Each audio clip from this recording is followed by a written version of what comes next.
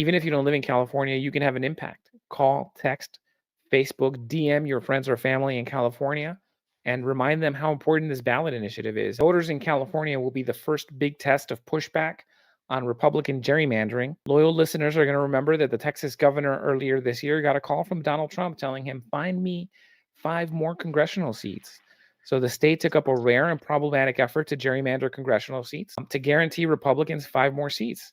North Carolina now has also redrawn 2 districts to add a Republican seat. And it's all a big effort to rig the 2026 midterms. I understand the logic behind it. I think the Democrats feel like they don't have any other option. Obviously, this has serious concerns that go beyond just this election cycle. This furthers the cementing of red and blue states because you will have absolutes in each state. You will have a red state and you will have a blue state, and you will not have any opportunity to show any dissent, ideological dissent, which I think for the country, it bodes poorly. But I think for the politics and the gamesmanship, I don't think the Democrats feel like they have any other option. Chuck Todd, we had him on a few weeks ago. He made a very compelling case against California doing this because he thinks Democrats should actually stick with their principles.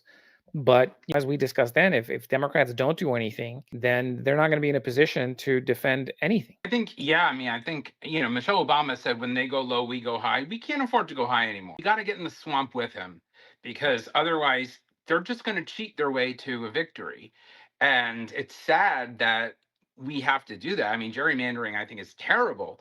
But if they're going to do it and get an advantage, we have to fight fire with fire. And it's so sad that we've come to that. What the president and his cronies in those states are doing is also diluting and suppressing minority voters across the board. Because, in a state like Texas, where you have 40% are Latinos, they'll be lucky if they have one district that is a Latino represented district. The Supreme Court, in a hearing on a case last week, it sounded like the conservative judges there might be willing to also throw out the Voting Rights Act. So there's a very big concern about what 2026 looks like if Republicans succeed, and California's Prop 50 vote is key to pushing back. 6 in 10 likely voters support Prop 50.